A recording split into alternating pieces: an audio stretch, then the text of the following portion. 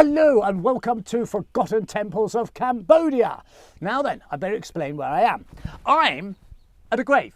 And this is a Chinese gentleman, and he's got bamboo and birds and fruit and trees and all sorts of things. It's a really remarkable place. It's so very colourful. And there's also something else that is rather grave.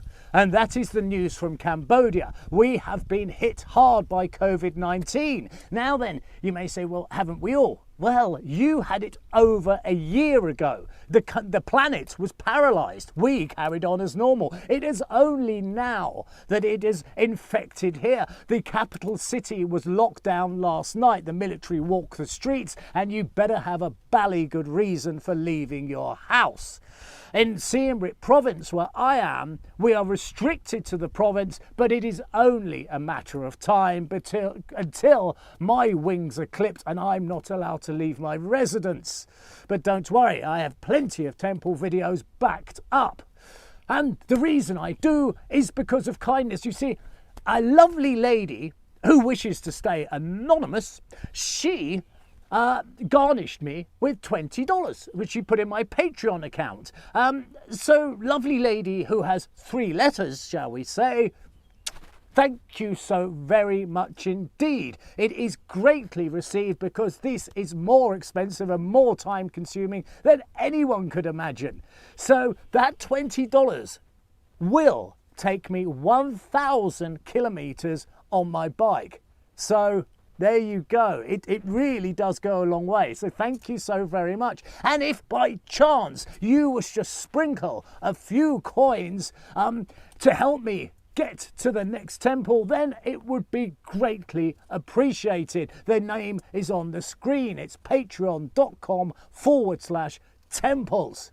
Now, enough of all that, because down that way is a temple and it's going to take quite the walk, this one. So I invite you, hold my hand, come with me, because out there in this mystical land is an ancient treat that you and I can visit together. And we have to head out this way. Now, I've decided, you see, to do a bit more of how do I do these things and how do I get there? Because I think that'll be a great interest to people sitting in their, in their houses in a cold grey London or alike. Yes, I'm thinking of you, Kathy. Now then, it is somewhere that way, and I honestly don't have a clue. There's no paths, I can't take the bike because of the rutted rice fields. It's stinking hot. But what I do have is Guru Maps running. Now what that does is that runs a bearing line, i.e. a dotted line, to which way to head on a pin that I've dropped in that map. That pin got there by research, I put it there.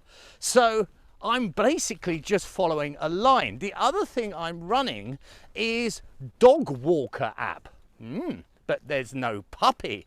Now the reason I run that is because it tracks me. It tells me where I came from. Because believe me, if we were to enter jungle or something, you can get lost so easily, it beggars belief. You can turn round and you're lost.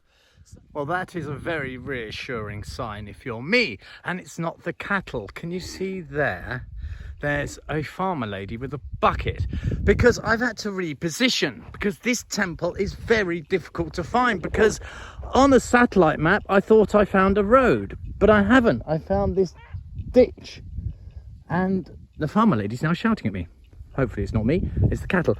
And this ditch, but this I could get the bike on, but it could just stop at any time, because in the satellite image it says it does. And it'd be impossible to turn a bike of my size and weight around in such a short space. So let's just scan round so you can see the rest of it. There is just nothing here. Right, at long last we're closing in. Now you can see some kids at a watering hole watering their cows, but it has been quite the walk. So where's the temple? Well, this is the best sign you can ever get. These trees, see them here? This larger one in the middle? they don't cut down the trees around the temples. So the older trees are there. So this gives us a very good indication that something's going on here. And it's that particular tree there, I would place my money, is where the temple is. But we've still got this goodness knows what to get through. So the challenge isn't over, but we are certainly on the right track. Right, and in we go. Now then, I've just marked my positioning, and you never know, oh hello butterfly, how this goes. We should make a bit of, oh gosh. Right, I literally have found nothing. Hold on, what's that? No, it's earth. Right.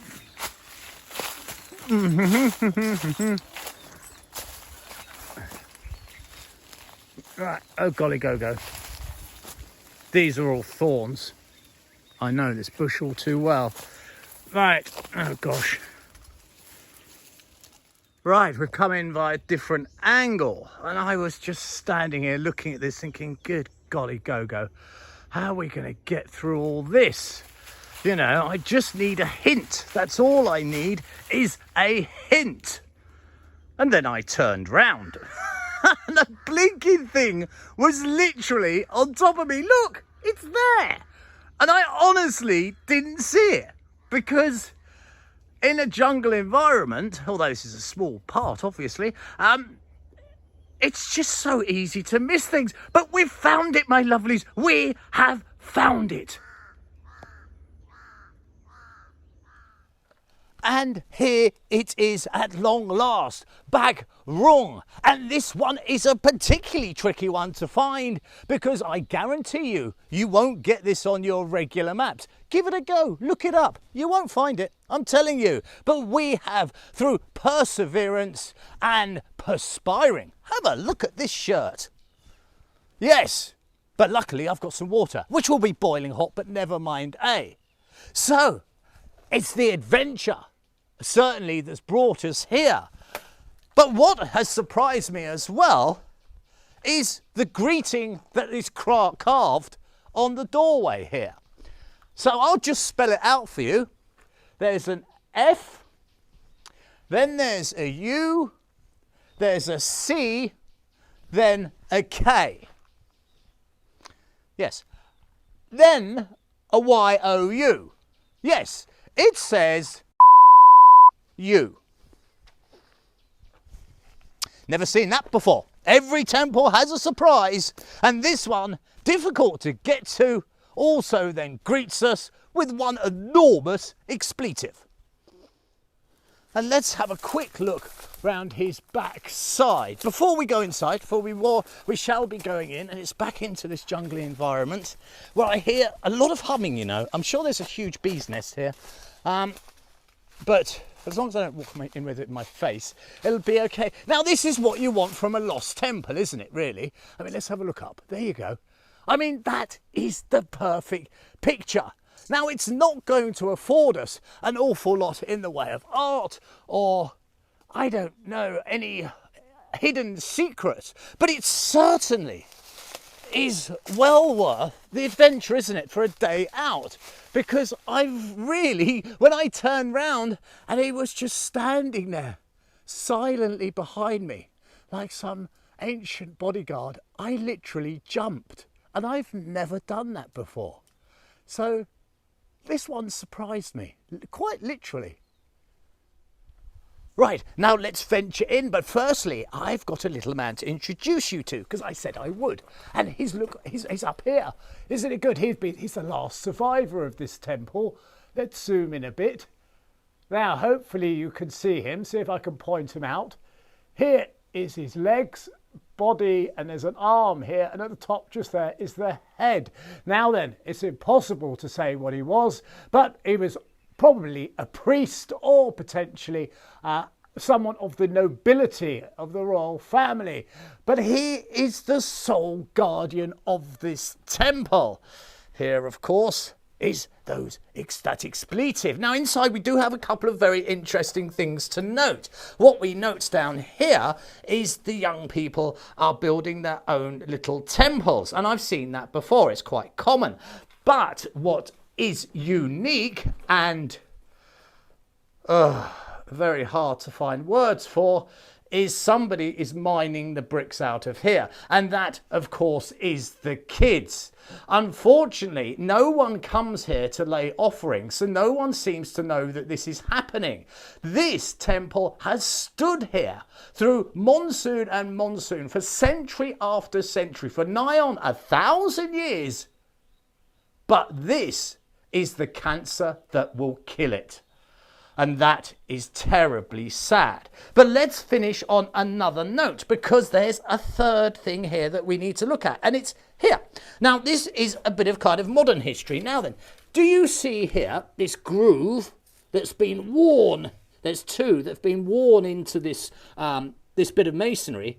Now, I asked someone about this because I've seen it before, and what he absolutely assured me, but of course I can't say if it's completely correct, but he says what it is the parents tell the kids that if they rub a piece of masonry with another stone up and down, up and down, up and down, it will reveal the winning lottery numbers. Yes, you heard that right. It will reveal the numbers that will make you rich. So it's absolutely wonderful, isn't it? I mean, it's a stroke of genius. You tell the kids to go out there and just rub a rock with another rock and leave me the hell alone. And, you know, maybe you got the wrong rock, try another rock tomorrow. I mean, it's a stroke of genius. So that was Bak Roung, where we had to struggle and sweat and were greeted by a most unusual expression to find on an ancient temple. This shows that sometimes there's an awful lot of work that goes into templing, but it is enjoyable, don't get me wrong, and it can be utterly confusing, and it's hot work as well. But this one is for that patron with the 3 letters who sent me the $20. I'm hugely grateful. Thank you so very much. So this adventure and a few more were made with your kind assistance, and it is deeply appreciated. Of course, if you wish to contribute, it's patreon.com/temples. This has been Mr. B. As always, like, subscribe, but above all, send me comments, because I do like knowing that I'm not completely alone when I'm out there doing this. So any comments, always gratefully welcome. Until next time, as always, I wish you absolutely nothing but the very best. Take good care.